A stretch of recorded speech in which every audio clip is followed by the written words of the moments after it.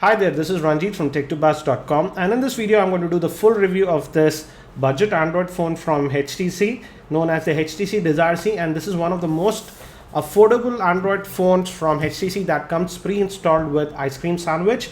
And I want to thank Faisal Communications for providing this unit for review. And the screen on this phone is a 3.5-inch screen, and the resolution is 320 by 480. And I have to say the HTC has put in a very good quality screen. The colors are also very good, and the viewing angles also are pretty good for a normal LCD screen. It's not, if you tilt it obviously too much, it will fade. But overall I found the quality of the screen to be very good. And it also has an ambient light sensor, so you can just set it to auto brightness, and also found that brightness outdoor, if you keep it on auto brightness, is also fairly legible in sunlight. And moving towards the overview, it comes with a 600 MHz processor, and it also has an Adreno 200 GPU. But again, even though it just has a 600 MHz processor, the phone is okay to use. And moving towards the top, we have a 3.5mm headphone jack, a power button, and we have an indent over here using which you can pry open the back cover. And on this side we have the volume rocker, but I did not like the volume rocker a lot because though it's big, but it's a little bit hard to operate. And we have nothing over here, and on the bottom we have a pinhole for the microphone, and on this end we have the micro USB slot that will be used for charging and syncing. Nothing else over here. And moving towards the back, HTC has put in a 5 megapixel camera, but sadly there is no LED flash, and it can also shoot video but only up to 480p. We have a speaker grill over here. We have the HTC logo, and it also says Beats Audio. Again, the back cover is plastic, but again the kind of material they have used is soft rubber, so it's very nice to hold, and it also resists the fingerprints. The battery that HTC has decided to put in is 1230 milliampere. I have done a detailed unboxing of this phone, so you can check out that on how to install the SIM and the battery. And as I said, this comes out of the box with ICS, and it runs the HTC Sense interface. And let me show you the same. Let's go to settings. One thing I do not like is that we do not have quick toggles buttons over here like we do on other popular Android phones, and that makes toggling between Wi-Fi, Bluetooth very easy. Here you need to go into settings to do that always, like here. So that's one little con that I have. It also has a portable Wi-Fi hotspot. And let's go to about the phone, and let's go to software information. And as you can see, it runs on the Android version 4.0.3 and HTC Sense version 4. Also, moving to this internal storage, though this phone comes with 4 GB of storage, but you have access to just 1 GB of internal storage, and you can use that internal storage to install a lot of apps. I've installed a lot of apps for testing, and you get about approximately 1 GB of space for apps. That I feel is pretty good. And you can also add a micro SD card up to 32 GB. I have added a 2 GB micro SD card, and that also works fine with this phone. So regarding storage, you shouldn't have a lot of problem. The RAM provided on this phone is 512 MB. What I'll do is I'll open this advanced task manager and kill all the apps. And we also get these 3 buttons, that's back, home, and multitasking tray. And we can just slide off the apps to kill them. And I'm going to kill all the apps. And now let me run this Android System Info app. And as you can see, out of the 512 MB of RAM, actually when we kill all the apps, I was able to get approximately about 192 MB free. So I feel that's okay for this budget phone. And you can do a little bit of multitasking, no issues with that. Now I'm connected to my Wi-Fi network, and let us fire up the browser. And it's loading the Engadget website. Let it load. And this is a heavy website, that's why I want to test with it. And let's go to the home page.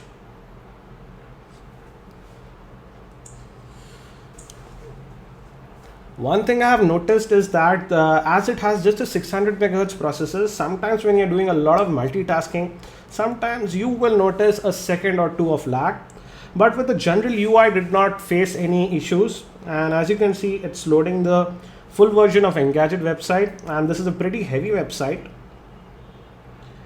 Again, I noticed that if you try to scroll fast when the page is still loading, it's a little bit jerky, but when the page has loaded, it becomes smoother. Now the page has loaded completely, and as you can see, it does scroll, but it is a little bit jerky.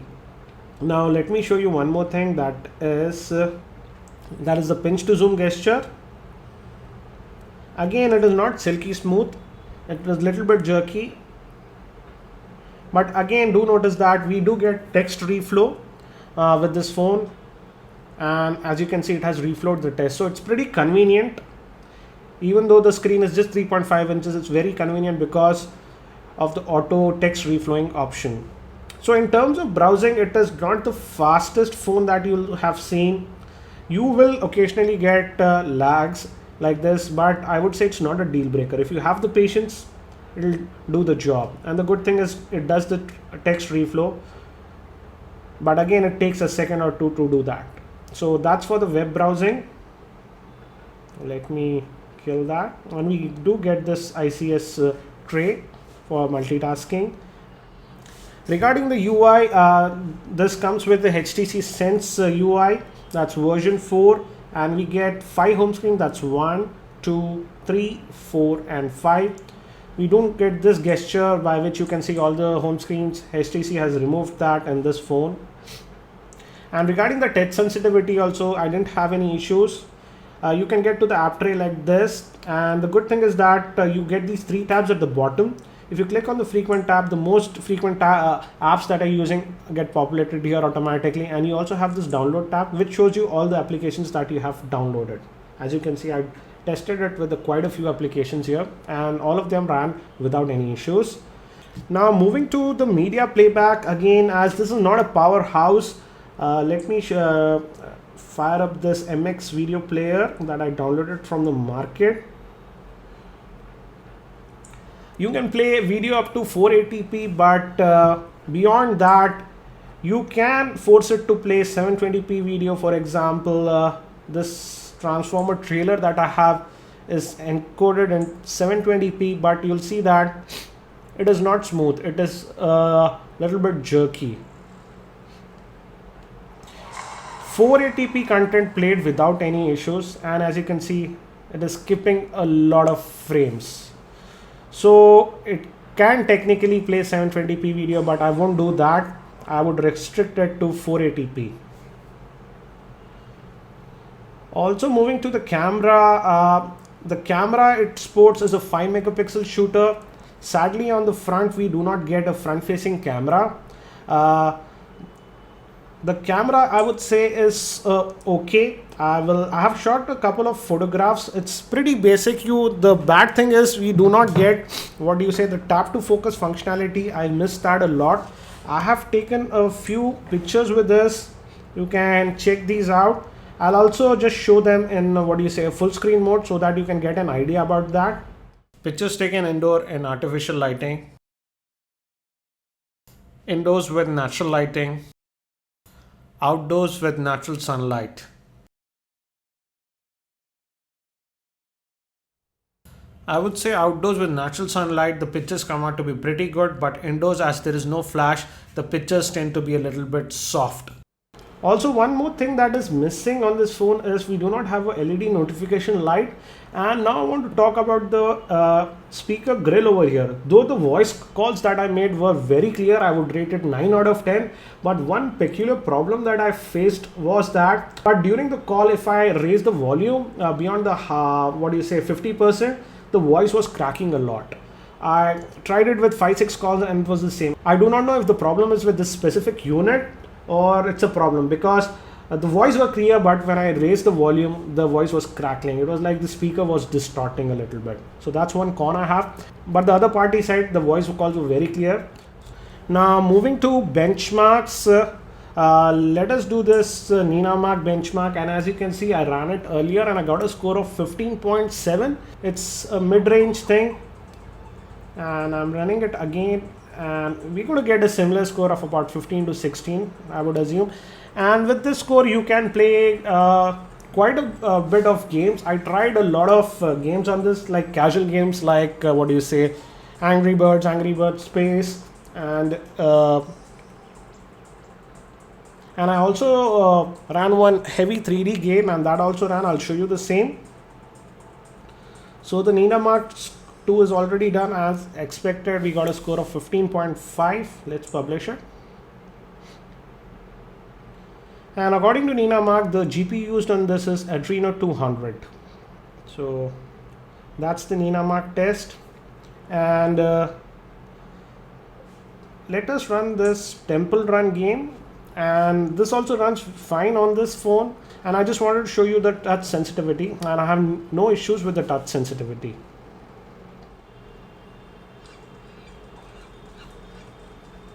And it's running the game. And as you can see, it is pretty smooth. And I died.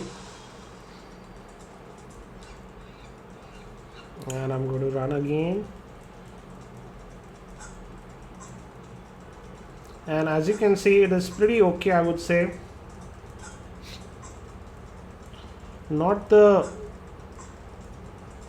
So casual gaming is fine with this phone. So that's for the Temple Run. One more game that ran, and I thought it would not run on this phone, is Dead Trigger. This is a fairly intensive game, a 3D game, I would say. And this also ran okay on this phone. There was some lag at times, but it was okay and it was playable. This game does take quite a while to load, so you need to have a lot of patience.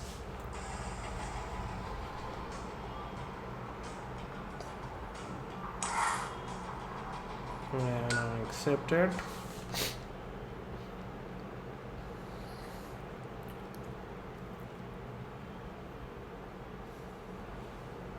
Again, loading takes a lot of time because just of the 600 MHz processor.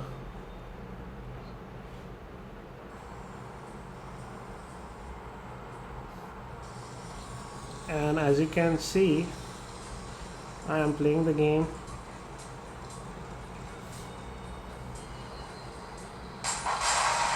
As you notice, there was some lag, but it's okay, I would say. But again, it's just a 600 MHz processor and it's running this game is a big thing. I would say it's not very smooth, but again, playable. I just want to showcase this game because if it can play this game, it can easily play other casual games without any issues.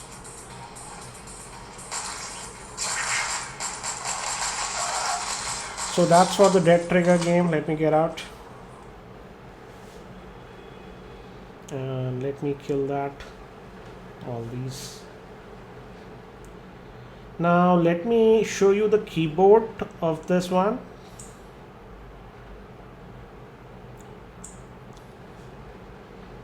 And I'm going to hit add text and type.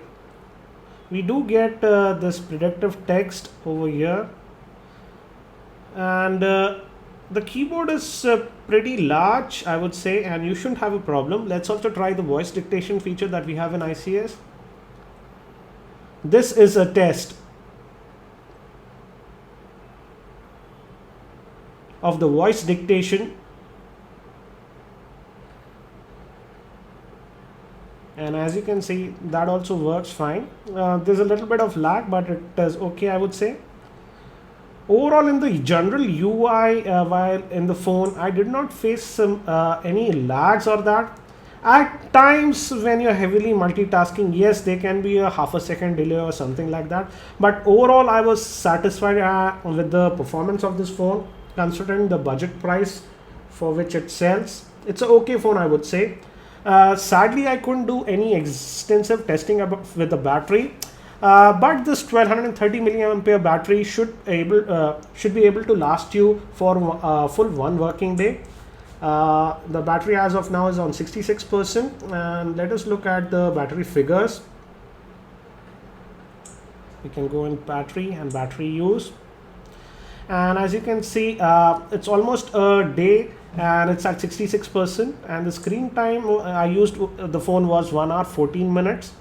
I did make some voice calls, that's about 18 minutes. So I would say with average usage, you can easily last this phone for a day.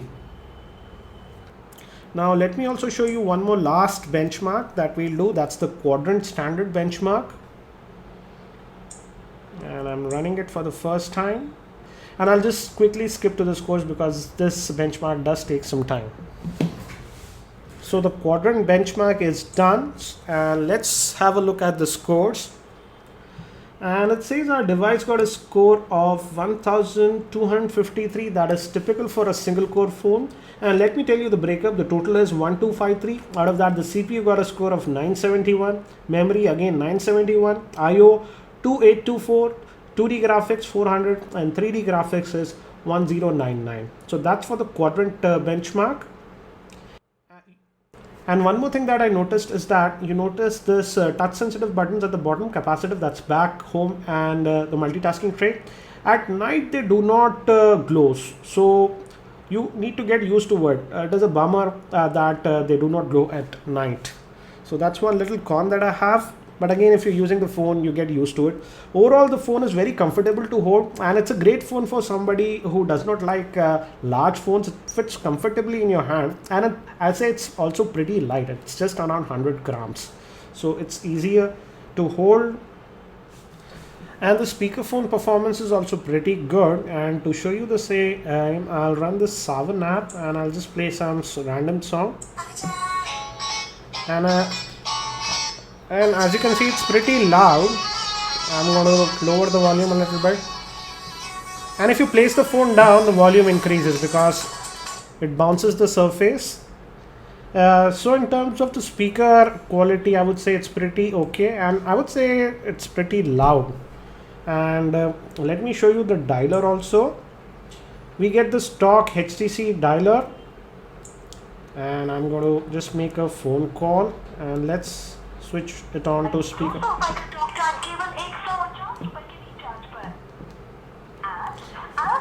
And I have switched on the speakerphone. And as you can see, it's pretty legible. So in terms of the speakerphone, I have no issues with the same. So how do I rate this phone? This is an ideal phone if you are on a tight budget and you're not a demanding Android user.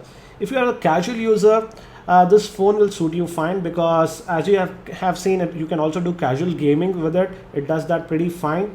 And also, I would say I did not find many lags or something like that while general operations of the phone. But yes, if you do heavy multitasking, you might get a lag of a second or two. So for the price at which this phone sells here, in India, this phone is currently selling at around 12,500 or so. So I would say it's a nice entry-level phone from HTC, and we do get ice cream sandwich out of the box. I hope you found this video review helpful. That's it for now. This is Ranjit from tech2buzz.com, and I hope to see you in my next video.